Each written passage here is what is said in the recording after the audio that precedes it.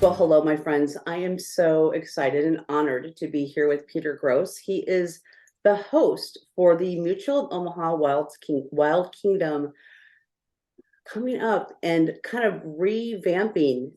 It's all new from years ago. So, Peter, first, I just want to thank you for joining me today. Well, thank you. It's a pleasure to talk to you. And it is a bit of a mouthful. It is It is. It is. Mutual of Omaha's Wild Kingdom Protecting the Wild is the name of our new series, which will be launching in January of 23. Well, and again, thank you for joining me. So I've been actually, like we talked about prior to the recording, kind of looking on the website and watching some classic issues, episodes that happened before. But let's just talk about the history of Mutual Omaha Wild Kingdom. Well, the history is so interesting to me. It's the legacy of Mutual of Omaha and its involvement with conservation and wildlife education through its famous Sunday afternoon show, Wild Kingdom. I grew up, I remember as a teenager, sitting in the living room together as a family watching this show and being in awe of the locations that they went and the stories they shared and how we learned about some of the animals that were threatened or endangered in different parts of the world, and how now our new show is talking about, in some cases, how animals that were on the endangered species list then are now off the endangered species list. I think what makes our new show unique is we're talking about successful conservation projects.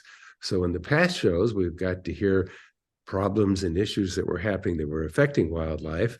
That's not to say we still don't have some, Sure. but the fact that we have 10 brand new shows to introduce all about successful conservation projects. Well, can you give me an example of like one of the endangered species that is no longer endangered? Sure. I think the one that most people are most familiar with is the California condor. Back in the 80s, there were as few as 25 left in the world. Imagine that. Wow. And they were able to locate some of the sites and collect some of them and take them to various zoos, American Association of Zoological Parks and Aquarium, as it was called in those days, all worked together on captively breeding them. And then they were fed on puppets so that they didn't imprint on people, meaning they become attached and think that people are their parents. It's important they remain wild. They were then reintroduced to the wild and were doing very, very well. And we got to go to one of the locations where there were 15 condors, adult condors, that were having their final medical checkup before being released back to the wild. I actually got to help them and assist in the checkup, and got to hold one of these huge birds in my arms with a 10-foot wingspan laying there as they attached the telemetry and gave it its examination, and then take it out on the edge of a small hill where there's an upwelling warm air, and it spread its wings and off it went to kind of near its original nesting site. So it's such a thrill for me, and I know it will be for our new viewers, to see the success of an animal that could have been extinct by now.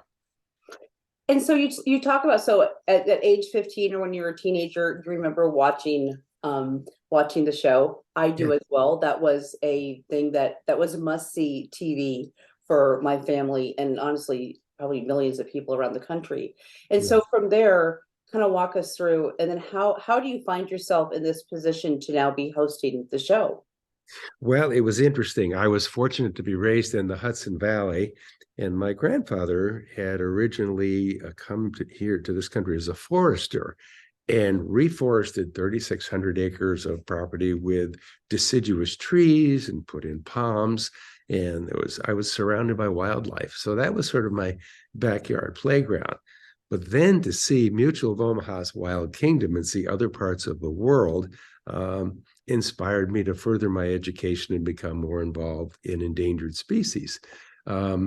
After doing that, I started working as an adult with designing free-roaming animal displays.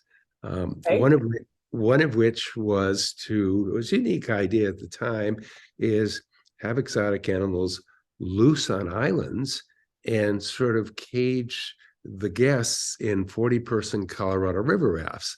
So we sort of Okay. caged the people and had the animals loose, and they could see them on a tour as they floated around. Um, as a result of that, one of the world's largest litters of tigers was born. And there were 7, there's usually 2 to 3.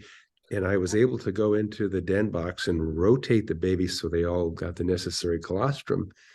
As a result of that, people from the Johnny Carson show, remember that show, Oh called my and said, good. Oh, well, of course. And Johnny, is from Nebraska, so yes.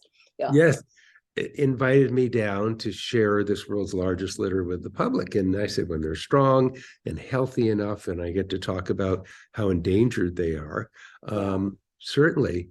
So we did. And who was there but Jim Fowler? Yeah. And at the time, Mr. Perkins was having some health issues, and they invited me to join the Wild Kingdom show. And that was back in 1985. Wow. Long time ago. And again, being, in Omaha, Yeah. Omaha, Jim Fowler has been here many times and have met him. But what an amazing journey. And here you find yourself on this series that protecting the wild. And I know you talked about this a little bit. Uh-huh. It is so important. I mean, we live on such a beautiful planet, with so many beautiful species among us that again, we don't necessarily have the opportunity to see. And this show is one of the ways for us to look at these beautiful animals. But what are some of the messages? What messages are central, sorry, to the Protecting the Wild series? Well, I think what we hope to do is get the next generation involved with becoming concerned about protecting the natural world through the shows.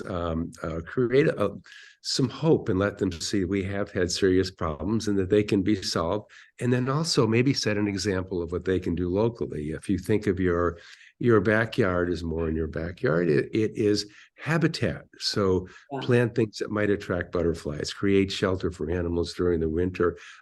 Think of what you can do that's not harmful for wildlife, and you might get to experience having an owl nearby or bats in your bat house, keeping the mosquitoes down and keeping the owls, keeping the predator population down of mice and rats. Just in our 10 shows, we're going to be talking about. Our first show is about black bears that were caught in the horrific fires in Pacific Northwest, what they went through to heal, how they were treated and healed by not having human contact while they were awake. And then the excitement at the end of the show is we're there when we open the door and they run off and release back to the wild again. Tremendous story about the people that pause in the Pacific Northwest. And then, of course, the Mexican red wolf is one of the stories, one of the most endangered wolves, and the progress that they're making with them as well. The American crocodile will be in Florida. Not many people know we have crocodiles. People know about alligators, but not aware that we have crocodiles in this country. Yeah. And the relationship between a clean air facility, a clean electricity facility, I should say, and the relationship between the warmer water that's produced at the influent there, in effluent, and how the crocodiles are existing.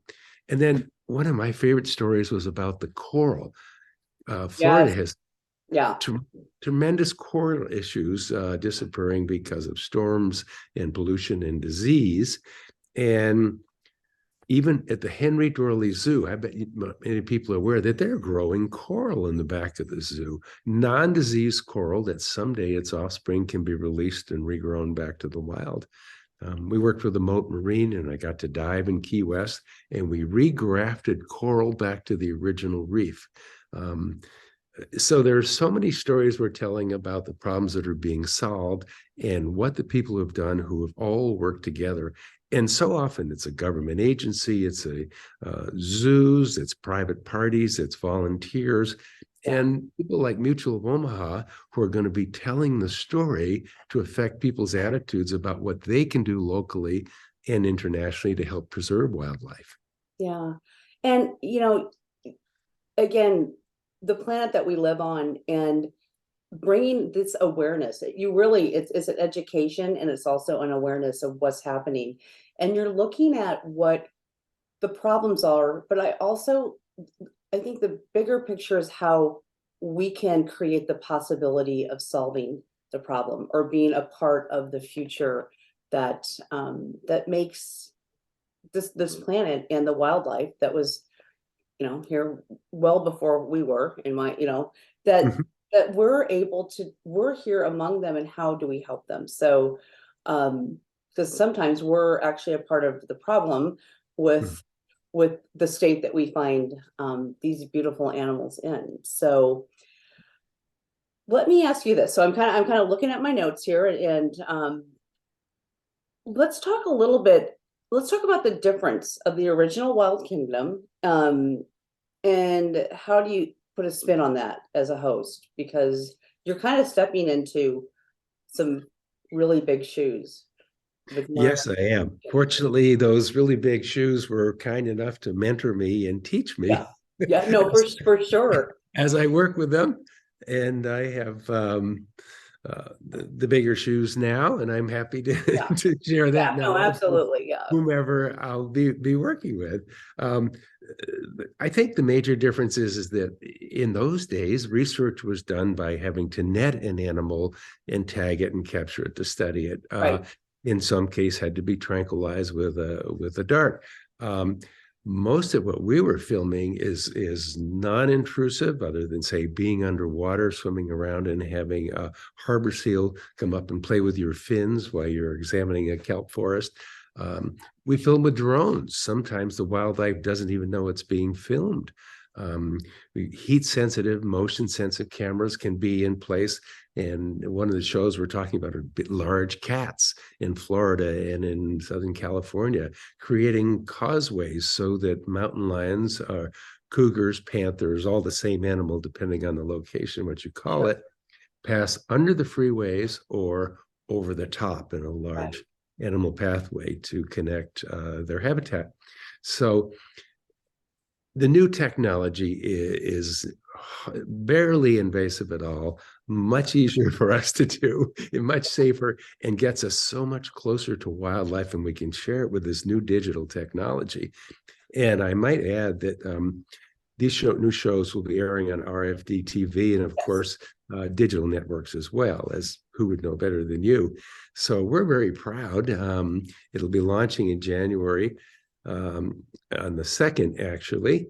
And it's just the timing is perfect. It was January 60 years ago. This is our 60th anniversary. Oh, okay.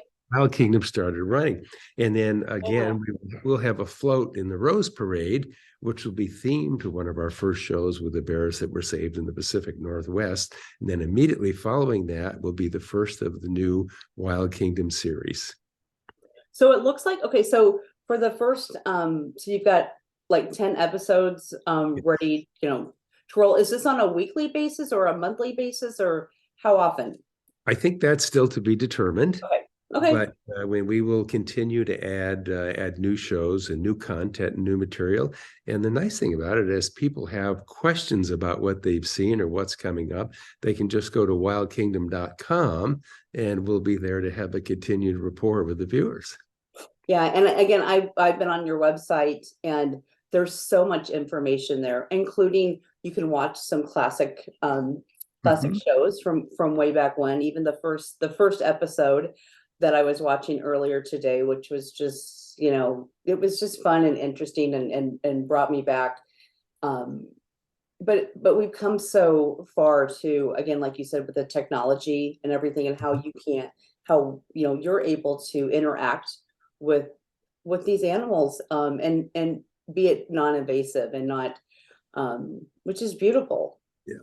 And I think that that's a good point, interacting with wildlife, that we're very fortunate in some cases. We have species of animals who are returning, like the wolves and so many of our Yeah, birds of prey and our bear population, is that people all have iPhones and they think selfies are the way to go.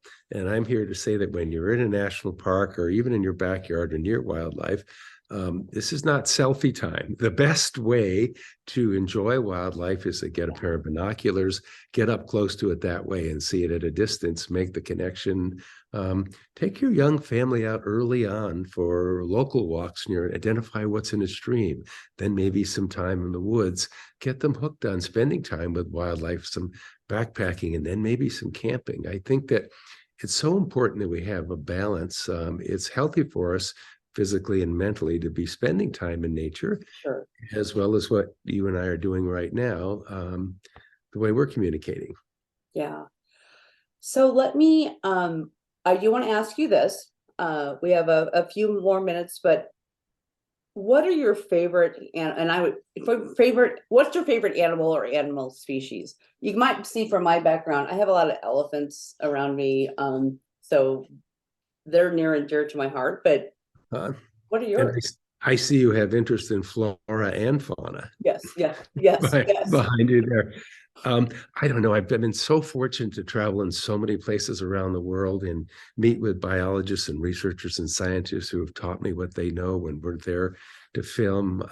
I love to scuba dive. So anytime I can get in the water and spend time with marine life, that's a thrill for me. Being in the wild, seeing giraffes loping along next to you as if they're running in slow motion. Wow.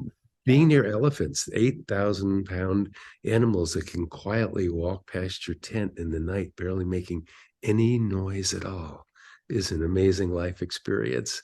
I think that I respect and enjoy all wildlife for its niche and realize that all things in nature are connected and that we should all continue as humans to realize that this planet is resilient. We are part of it continuing to be resilient. When I think back to, we used to use DDT and now there's a natural substitute we use, and that affected, so we've solved that problem. So many birds of prey, rivers that used to be so polluted that in some cases they would catch fire. Now we've cleaned the rivers up and we can actually eat the fish out of them. And I think with as many examples as we're going to show as we will in the new Wild Kingdom series, Mutual of Omaha's Wild Kingdom Protecting the Wild, launching this January of 23 on RFD TV, that they're going to learn so much and become inspired and want to know what they can do to continue to help to preserve our natural world. Yeah. Well, before I let you go, Peter, again, thank you for this wonderful conversation. Um, I was so excited personally to see this coming back, um, to have this series, the new coming back. But how, we've talked a little bit about this in our conversation, but just kind of final words for people. Um, nature, the animals, the birds, everything around us, is such an important part of the human experience and their experience. So any words to, like, how people can contribute back or give back, or, you talked about just being out in nature with your family, but anything else? Oh, sure. I think connect with your local zoo or science center. They have volunteer programs. Find out about river cleanups, plastics and trash. What ends up in the rivers eventually ends up in the ocean, and that affects marine life. Replanting of trees. There so many ways you can volunteer for cleanups and replanting that I think that you've become involved with. So, but reach out to the local zoo, Nature and Science Center, go online, find out from your local conservation programs what they're recommending that you might be able to do locally. Yeah. And I might just add that part of what we do, each one of our new series and the shows has a little message about what people can do to participate in preserving wildlife and conservation. And I, after this many years with them, could not be more proud than to be hosting the show for Mutual of Omaha. It's such a tremendous opportunity to continue their legacy of teaching people how to protect our natural world. Yeah. And like I said, yeah, wildkingdom.com is just a huge resource for everything and more. Mutual of Omaha's Wild Kingdom, Protecting the Wild, launching on January 2nd. The Rose Bowl parade, I actually had that in my notes. That's that morning. And I'm excited to see the float, but there's information on the website about that as well. And just what a joy. This was just such a beautiful conversation, and I'm looking forward to the first episode, and then just continuing bringing us into places that we, for the most part, probably can't get to. And then also, like you said, that educational piece. This is just so good. So good. Well, thank you. It's so nice to hear that. And it's certainly been a pleasure talking to you. Thank you. Yeah. All right, Peter, again, thank you. And folks, again, January 2nd, wildkingdom.com. Check it out. And we'll see you there. We'll see you then. Awesome. Okay. Thank you. Bye-bye. Off we go.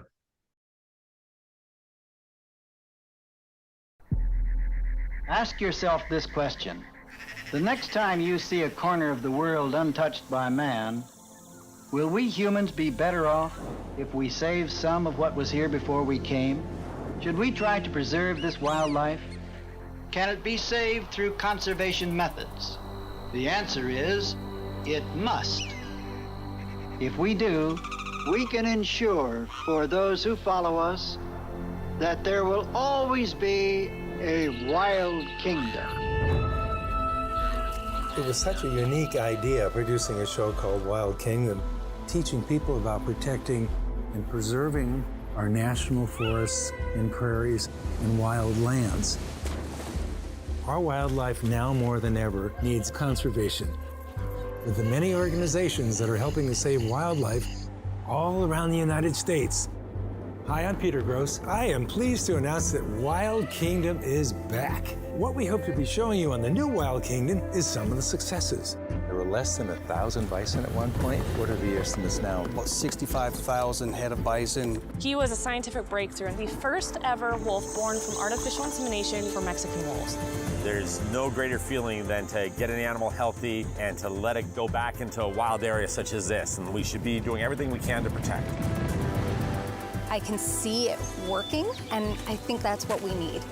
You won't believe the places we're going to take you